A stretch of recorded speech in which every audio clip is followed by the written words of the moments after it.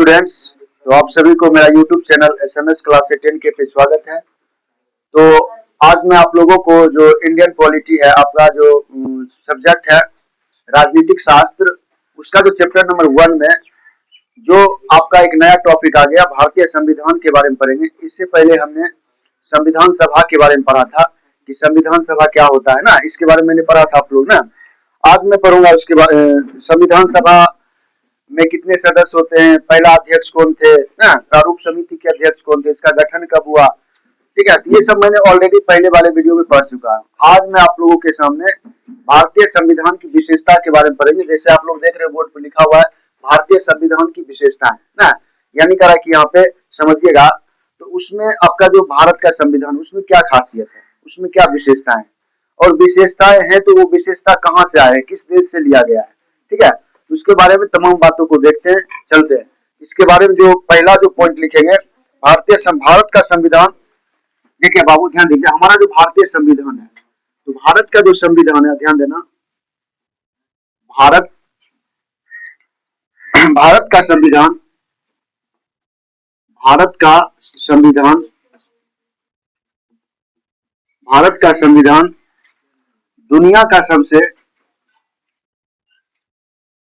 दुनिया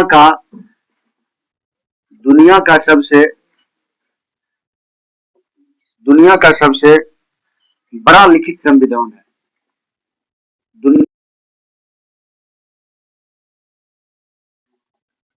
दुनिया का सबसे बड़ा क्या है, लिखित संविधान है। दुनिया का सबसे बड़ा लिखित संविधान है। लिखित क्या है बाबू, संविधान है। यानी हमारा जो संविधान है, हमारा जो कॉन्स्टिट्यूशन है ना, हमारा जो इंडियन संविधान है, यानी इंडिया का जो कॉन्स्टिट्यूशन है, वो दुनिया का सबसे बड़ा लिखित संविधान है। क्या है, हाथों के द्वारा लिखा गया सबसे बड़ा संविधान है। दुनिया में आज तक इतना बड़ा संविधान किसी का नहीं है जो लिखित हो ना। एक तो हमारा जो भारत के संविधान का खासियत है कि दुनिया में क्या है, सबसे बड़ा लिखित है ना संविधान। दूसरा पॉइंट इसके बारे में लिखेंगे कि भारतीय संविधान के अनुसार, भारतीय संविधान के अनुसार, भारतीय संविधान के अनुसार, भारतीय संविधान के अनुसार, भारतीय संविधान के अनुसार भारत एक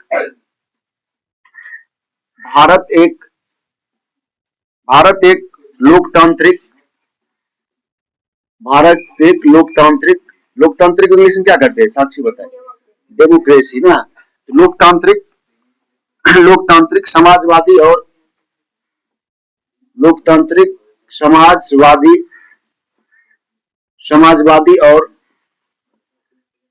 समाजवादी और धर्मनिरपेक्ष गणराज्य है। कैसा है, धर्मनिरपेक्ष, धर्मनिरपेक्ष, धर्मनिरपेक्ष गणराज्य। धर्मनिरपेक्ष क्या है बाबू, गणराज्य। अब थोड़ा समझते हैं इसको क्या है, धर्मनिरपेक्ष गणराज्य। यानी बाबू यहाँ पे ध्यान देना, कहा कि भारतीय जो संविधान है, संविधान के अनुसार भारत एक कैसा देश है, लोकतांत्रिक देश है। और लोकतांत्रिक का परिभाषा कौन सुनाएगी, बताओ, लोकतांत्रिक की परिभाषा बताओ कौन, क्या, हाँ बताओ, what is the democracy, what is the democracy, उसे हम क्या कहते हैं, लोकतांत्रिक जो होता है। डेमोक्रेसी के कितने प्रकार है, कौन कौन, प्रत्यक्ष और अप्रत्यक्ष। बेटा गुड, बहुत सुंदर। यहाँ पे देखिए बाबू, भारतीय संविधान के अनुसार भारत एक कैसा देश है, लोकतांत्रिक देश है।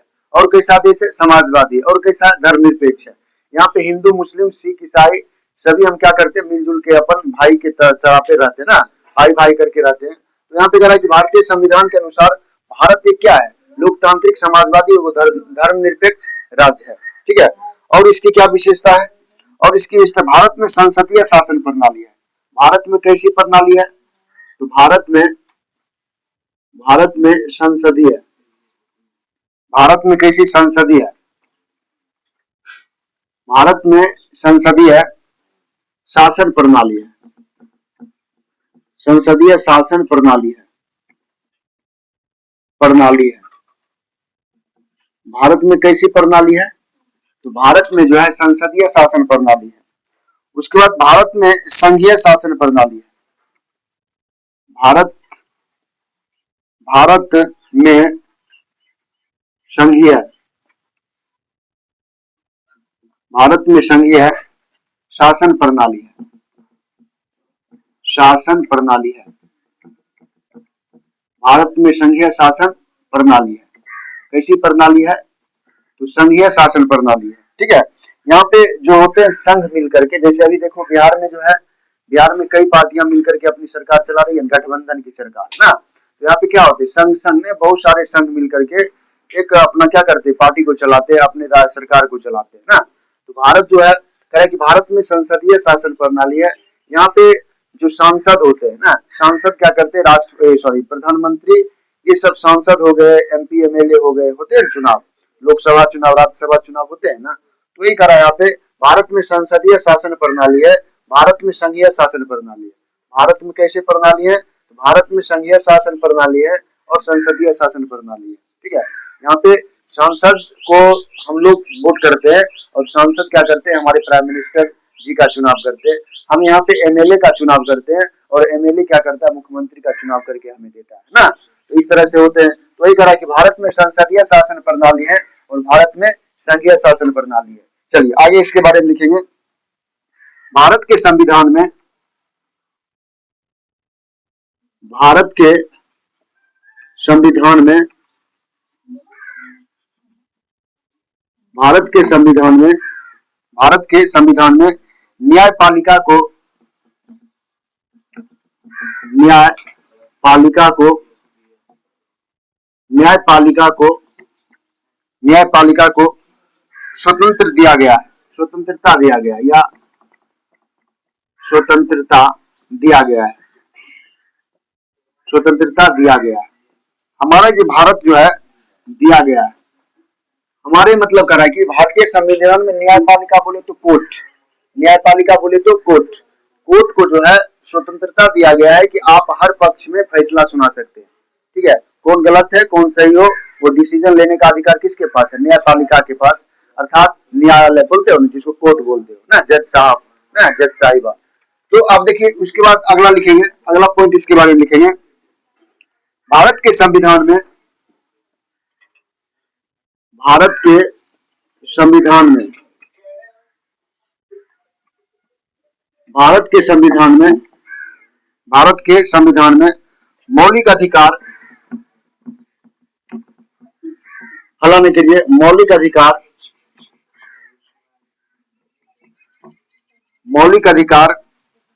और मूल कर्तव्य और मूल कर्तव्य और मूल कर्तव्य और मूल कर्तव्य का वर्णन किया गया है।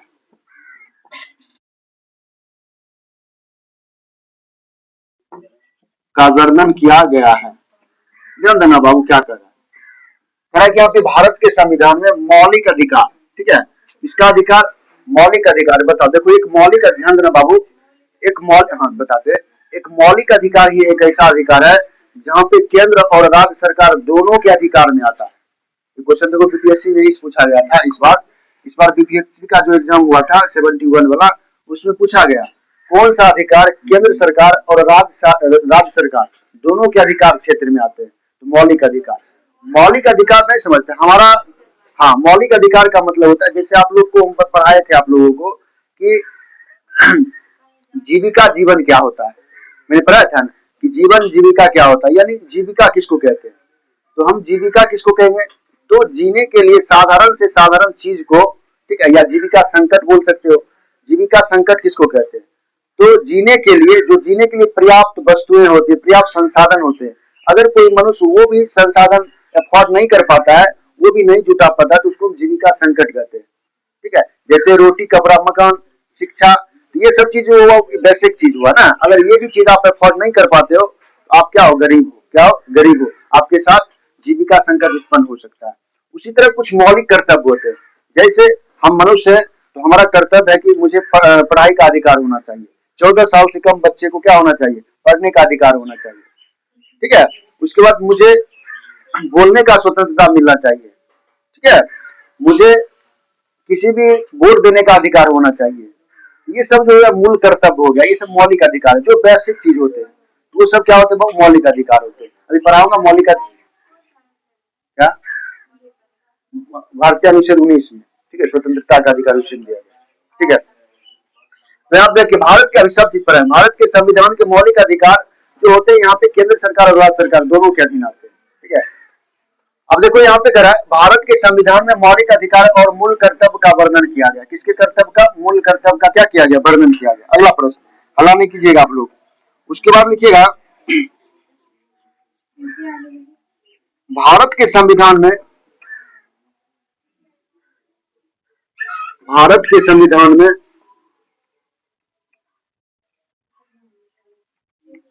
भारत के संविधान में भारत के संविधान में नीति निर्देशक, भारत के संविधान में नीति निर्देशक,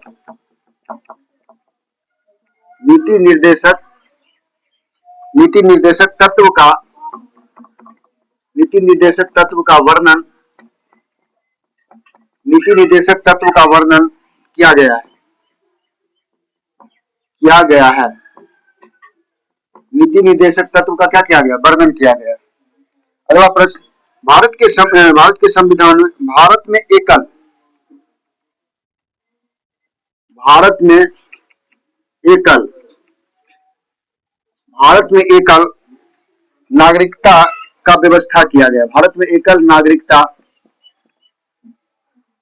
नागरिकता का व्यवस्था किया गया है। भारत में एकल नागरिकता का व्यवस्था किया गया है, किया गया है। भारत में एकल नागरिकता का व्यवस्था किया गया है। भारत में सार्वभौमिक, भारत में सार्वभौमिक, सार्वभौमिक, भारत में सार्वभौमिक वयस्क मताधिकार, वयस्क, वयस्क मताधिकार, वयस्क मताधिकार, यानी कह रहा है कि भारत में सार्वभौमिक वयस्क मताधिकार का प्रावधान है, का प्रावधान है, प्रावधान है, प्रावधान है, ध्यान देना। यानी कह रहा है कि ध्यान देना बाबू, हमारा जो भारत के संविधान की जो विशेषता है, क्या क्या खासियत है ना, हमारे कॉन्स्टिट्यूशन में हमारा जो संविधान बना है, बताइए हमारा संविधान कब बन के तैयार हुआ था, 26 जनवरी 1950 को ना, 26 हाँ कब हुआ था, बन के तैयार कब हुआ था, 26 नवंबर 1949 को ना, हमारा जो संविधान, हाँ 49 को, 26 नवंबर 1949 क्या हुआ, अंगीकृत हुआ था या बनकर तैयार हुआ था ना, एक ही शब्द हुआ। तो 26 नवंबर 1949 को हमारा संविधान बन के तैयार हुआ था और लागू कब हुआ था, 26 जनवरी 1950 पूरी तरह से। मैंने पढ़ाया था इससे पहले क्लास में, इससे पहले वाले क्लास में मैंने पूरे पढ़ाया था। तो यहाँ पे करा कि इस भारतीय संविधान की विशेषता के बारे में पढ़ेंगे। भारत का संविधान दुनिया का सबसे बड़ा लिखित संविधान है और हमारे भारतीय संविधान को जो बनाने वाले व्यक्ति थे, जो लिखने वाले व्यक्ति थे, बाबा साहेब भीमराव अम्बेडकर थे, ठीक है। उसके बाद कह कि भारतीय संविधान के अनुसार भारत एक लोकतांत्रिक देश है, India is a constitution country. Bharat एक लोकतांत्रिक देश है, समाजवादी है और धर्मनिरपेक्ष गणराज्य है। हम लोग प्रस्तावना में पढ़ते हैं ना, हम भारत के लोग भारत को एक संपूर्ण प्रभुत्व संपन्न समाजवादी पढ़ते हो ना, उसी टाइप में यहाँ पे भारत में संसदीय शासन प्रणाली है। भारत में कैसी है, संसदीय शासन प्रणाली है। भारत संघीय शासन प्रणाली है, यहाँ पे संघीय शासन प्रणाली भी है। उसके बाद कह रहा भारत के संविधान में न्यायपालिका को स्वतंत्रता दिया गया है। जो न्यायपालिका होते हैं, आप लोग देखते हो ना, अगर मान लीजिएगा कि यहाँ पे जो एसपी होते हैं ना या डीएम होते हैं, वो अगर कोई अनलीगल काम करते हैं, अगर वो जनता के हित में नहीं काम करते, तो जनता कहाँ गुहार लगाती है, न्यायालय में जाकर के, कोर्ट में जाती है ना। बोलते हैं हम कोर्ट से लड़ के ले लेंगे ना, जो भी हो बोलते हो कोर्ट से लड़ के ले लेंगे। तो इसका मतलब क्या हुआ कि हमारे जो संविधान में जो हर चीज का जो अधिकार दिया गया, वो किसको दिया गया है, तो हमारे जो न्यायपालिका जी हैं, यानी कोर्ट महोदय जी है, उसको दिया गया ना। उसके बाद कह रहे भारत के संविधान में मौलिक अधिकार और मूल कर्तव्य का वर्णन किया गया है। मौलिक अधिकार और मूल कर्तव्य का वर्णन किया गया। भारत के संविधान नीति निदेशक तत्व का वर्णन किया जाता है। भारत में नीति निदेशक तत्वों का क्या किया जाता है, वर्णन किया जाता है। भारत में एकल नागरिकता का व्यवस्था किया गया है। भारत में एकल नागरिकता का व्यवस्था किया गया है। भारत में सार्वभौमिक वयस्क मताधिकार का प्रावधान है। वयस्क मताधिकार कि हमारे यहाँ सभी जो भी व्यक्ति 18 साल का हो गए ना, प्रावधान दिया गया 18 वर्ष के जितने भी व्यक्ति हो गए सभी को क्या होता है, मत देने का अधिकार, अर्थात सरकार चुनने का अधिकार, वोट देने का अधिकार उनके पास आ जाता है। ये प्रावधान है, कोई दिक्कत यहाँ तक, चाहे वो महिला हो, चाहे वो बुजुर्ग हो, चाहे वो स्त्री हो, चाहे वो पुरुष हो ना, सभी को क्या किया गया, इस ये अधिकार दिया गया मताधिकार चुनने का। ठीक है, इसमें एक पॉइंट और जोड़ लेंगे, थोड़ा सा और जोड़ लेते हैं। थोड़ा सा तो शासन के प्रकार के बारे में पढ़ेंगे, यानी संविधान के अकॉर्डिंग। कह कि शासन दो प्रकार के होते हैं। शासन जो होते हैं कितने प्रकार के होते हैं, किसके अकॉर्डिंग, भाई संविधान के अकॉर्डिंग शासन। एक तो शासन पढ़े तो आप लड़ाई झगड़ा के बारे में ना, देश के बारे में, शासन राजा के बारे में। अभी पढ़ेंगे संविधान में कितने प्रकार के शासन होते हैं संविधान के अकॉर्डिंग। तो देखेंगे बाबू, शासन दो प्रकार के होते हैं। इसमें जो टॉपिक, शासन कितने प्रकार के होते हैं बाबू, शासन दो प्रकार के होते हैं। शासन दो प्रकार के होते हैं। शासन दो प्रकार के होते हैं। शासन कितने प्रकार के होते हैं, शासन दो प्रकार के होते हैं। देख लेते हैं दो प्रकार क्या है। तो पहला जो हो जाएगा, शासन कितने प्रकार के होते हैं बाबू, शासन दो प्रकार के होते हैं। तो पहला जो शासन आपका हो जाएगा वो शासन हो जाएगा अध्यक्षीय। कौन हो जाएगा बाबू, अध्यक्षीय। अध्यक्षीय पहला कौन हो जाएगा, अध्यक्षीय। और दूसरा कौन हो जाएगा बाबू, दूसरा कौन शासन हो जाएगा, संसदीय। दूसरा हो जाएगा संसदीय। यानी पहला जो हो गया अध्यक्षीय शासन और दूसरा हो गया संसदीय शासन। अब देखिए यहाँ पे समझिएगा, अध्यक्षीय शासन किसको कहते हैं ना। तो अध्यक्ष यानी शासन के कितने प्रकार है, अकॉर्डिंग टू द कॉन्स्टिट्यूशन, यानी संविधान के अकॉर्डिंग शासन दो प्रकार के होते हैं। एक होता है अध्यक्षीय शासन, एक होता है संसदीय शासन। समझ गए। तो हम लिखेंगे अध्यक्षीय शासन लिख करके डैश। अध्यक्षीय शासन किसको कहते हैं, लिखते हैं अध्यक्षीय शासन।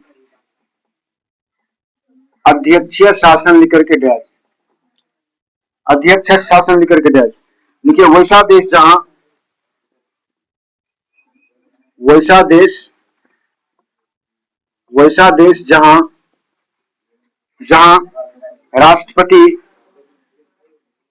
वैसा देश जहां राष्ट्रपति, जहां राष्ट्रपति देश का प्रमुख होता है, राष्ट्रपति देश का प्रमुख होता है, देश का प्रमुख होता है, देश का प्रमुख होता है, उसे उसे अध्यक्ष शासन वाला देश, उसे अध्यक्ष शासन वाला देश, उसे अध्यक्ष शासन वाला देश, उसे अध्यक्ष शासन वाला देश कहते हैं। उसे अध्यक्ष शासन वाला देश कहते हैं। कौन सा देश कहते हैं, अध्यक्ष शासन। उदाहरण के लिए अमेरिका, उदाहरण के लिए क्या करेंगे बाबू, अमेरिका दे देंगे। उदाहरण में जो अमेरिका है, अमेरिका, देखो बाबू ध्यान देना बाबू, यानी कह रहा है कि समझिए जो अध्यक्षीय शासन कहाँ पे होते हैं, तो कह रहा है कि अध्यक्षीय शासन वैसा देश जहाँ पे राष्ट्रपति देश का क्या होता है, प्रमुख होता है। वहां पे प्रधानमंत्री कुछ चलवे नहीं करता है, राष्ट्रपति सर्वोपरि होता है। तो वैसे देश को हम क्या बोलेंगे, अध्यक्षीय शासन है उस देश में, जैसे अमेरिका। ठीक है, तो अमेरिका में कैसी शासन व्यवस्था है, अध्यक्षीय शासन व्यवस्था है। कौन सी शासन व्यवस्था है, अध्यक्षीय शासन व्यवस्था है। ठीक है, एक तो संविधान के अकॉर्डिंग ऑप्शन देगा, एक तो मैंने बताया था पूंजीपति ना, बताया था तानाशाही सब बताए थे, तो कंफ्यूजन नहीं होना है। ठीक है, शासन ये भी है, ये भी एक तरह शासन हुआ, ये इट इज द पॉलिटिकल शासन। और वो जो था वो कंट्री के मुताबिक है, किस देश में किस तरह के शासन है, बात समझ गए, ये संविधान के अकॉर्डिंग है। और दूसरा जो आपका हो जाएगा, दूसरा जो हो जाएगा आपका संसदीय शासन। दूसरा कौन सा हो जाएगा, संसदीय। दूसरा इसका पॉइंट क्या हो जाएगा बाबू, संसदीय शासन। संसदीय शासन, संसदीय शासन, दूसरा हो गया संसदीय शासन। देखिएगा बाबू, वैसा देश जहां वैसा देश जहां वैसा देश जहां जहां प्रधानमंत्री जहां प्रधानमंत्री जहां प्रधानमंत्री देश का प्रमुख होता है, प्रधानमंत्री देश का प्रमुख होता है। प्रधानमंत्री क्या होता है? देश का प्रमुख होता है, देश का प्रमुख होता है, उसे संसदीय शासन कहते हैं। उसे संसदीय उसे संसदीय शासन कहते हैं। उसे संसदीय शासन कहते हैं। उसे कौन सा शासन कहते हैं बाबू? संसदीय शासन कहते हैं। जैसे हमारा भारत, उदाहरण में कौन सा देश लिख देंगे? भारत। उदाहरण में कौन सा देश लिखेंगे? भारत। तो भारत में कौन सा शासन है बाबू? संसदीय शासन है, according to the constitution. According to the constitution, यानी अगर हम देखा जाए तो कॉन्स्टिट्यूशन के अकॉर्डिंग जो ये क्या है? संसदीय है ना। तो यहाँ पे समझिएगा, जो हमारे भारत है, हमारे भारत में जो सॉरी पूरे देश में, ध्यान देना बाबू, पूरे देश में जो है पॉलिटिकल लेवल पे शासन कितने प्रकार के चलते हैं? दो प्रकार के होते हैं। पॉलिटिकल लेवल पे कितने प्रकार के होते हैं शासन? दो प्रकार के। पहला हो गया अध्यक्षीय शासन और दूसरा हो गया संसदीय शासन। अध्यक्षीय शासन उसको कहते हैं जिस देश में वहां का सर्वोसर्वा, यानी वहां का जो कमांड होता है ना, हर जो फैसला होते हैं वो राष्ट्रपति के अंदर में होते हैं, तो ऐसे देश को हम अध्यक्षीय देश कहते हैं। जैसे अमेरिका, अमेरिका में राष्ट्रपति होता है, ना कि प्रधानमंत्री होता है। ठीक है। संसदीय किसको कहेंगे बाबू? संसदीय शासन किसको कहेंगे? तो वैसा शासन व्यवस्था जिस शासन व्यवस्था में देश के जो सर्वोसर्वा होते हैं, देश के जो हर निर्णय लेने का अधिकार होते हैं, जो देश के प्रमुख होते हैं, वो प्राइम मिनिस्टर जी होते हैं, अर्थात प्रधानमंत्री होते हैं। तो ऐसे देश को हम संसदीय देश कहेंगे, संसदीय व्यवस्था कहेंगे। अर्थात संसदीय शासन व्यवस्था वैसा देश जहां प्रधानमंत्री देश का प्रमुख होता है, उसे संसदीय शासन कहते हैं। उदाहरण के लिए भारत। अध्यक्षीय शासन वैसा देश जहां पे राष्ट्रपति देश का प्रमुख होता है, उसे हम अध्यक्षीय शासन के देश कहते हैं। उदाहरण के लिए अमेरिका। तो आपने देखा कि पॉलिटिकल लेवल पे शासन दो प्रकार के थे, एक तो अध्यक्षीय थे और दूसरा संसदीय थे। तो बताओ भारत में कौन सा शासन व्यवस्था है? संसदीय की अध्यक्षीय? संसदीय। आप संसदीय समझ गए हो ना। अब भारत में सबसे ज्यादा किसके पास पावर है? प्राइम मिनिस्टर के पास है, यहाँ का प्रमुख। वो राष्ट्रपति सिर्फ उनको सिग्नेचर के लिए बोलने के लिए है ना। यहाँ भारत में क्या है? राष्ट्रपति सिर्फ एक पोस्ट है कि वो सबसे राजा है, लेकिन वो जो होता है वो सिर्फ नाम मात्र के रहते हैं और सब कार्यभार किनके ऊपर रहता है? प्राइम मिनिस्टर के ऊपर रहता है। तो आप लोग समझ गए यहाँ पे। तो बाबू इसके बारे में आप लोग समझ गए हैं। तो आपने देखा कि शासन के कितने प्रकार थे? दो प्रकार थे। अब हम अगला जो टॉपिक पढ़ेंगे अगले वीडियो के माध्यम से, ठीक है, अगला जो प्रकार पढ़ेंगे अगले वीडियो के माध्यम से, वो पढ़ेंगे सरकार के अंग, यानी जो गवर्नमेंट ऑफ मतलब करा कि body of the government, body of the government, यानी सरकार के कितने अंग होते हैं उनके बारे में पढ़ने का प्रयास करेंगे। सरकार के कितने टाइप्स होते हैं। अभी तो आपने देखा, अभी आपका टॉपिक क्या था? अभी आपका टॉपिक था भारतीय संविधान की विशेषता, और भारतीय संविधान की विशेषता को मैंने आप लोगों को एक आसान भाषा में समझाने का प्रयास किया। और दूसरा जो था आपका, ध्यान देना, दूसरा जो था आपका टॉपिक भारत मतलब शासन के दो प्रकार थे, इसके according to the political points ना, point of the view political point के अकॉर्डिंग। और इसमें क्या था? अध्यक्षीय शासन था और दूसरा क्या था? संसदीय शासन था। तो आपने देखा अध्यक्षीय शासन क्या होता है और आपने देखा संसदीय शासन क्या होता है। आपने देखा अध्यक्षीय शासन किस देश में लागू है, आपने देखा संसदीय शासन किस देश में लागू है। आपने देखा अध्यक्षीय शासन का परिभाषा क्या होता है, तो ऐसा देश जिस देश में वहां के जो राष्ट्रपति होते हैं वो सर्वोसर्वा होते हैं, वैसे देश को हम अध्यक्षीय देश कहते हैं। और उसके बाद क्या बोलते हैं? संसदीय शासन। संसदीय शासन जहाँ का जो सर्वोसर्वा कौन होते हैं? प्रधानमंत्री होते हैं, उसको हम क्या बोलते हैं? उसको हम बोलते हैं संसदीय शासन प्रणाली। Any doubt? भारत में अध्यक्षीय की शासन, अध्यक्षीय शासन की संसदीय, संसदीय यहाँ तक किसी बच्चे को दिक्कत? बाबू ये था आपका एक थोड़ा सा परिचय था भारतीय संविधान के बारे में, ठीक है। तो अगर ये वीडियो अच्छा लगा हो तो मेरा जो चैनल है उसको सब्सक्राइब करें, बेल आइकन दबावें और अपने दोस्तों में ज्यादा से ज्यादा शेयर करें। धन्यवाद। अगले वीडियो के माध्यम से हम चलेंगे कि जो सरकार के प्रकार होते हैं उसके बारे में पढ़ने का प्रयास करेंगे, सरकार के कितने अंग होते हैं, ठीक है। तो आप लोग सब्सक्राइब जरूर किया कीजिए, ठीक है। धन्यवाद। फिर से मिलते हैं नेक्स्ट वीडियो में।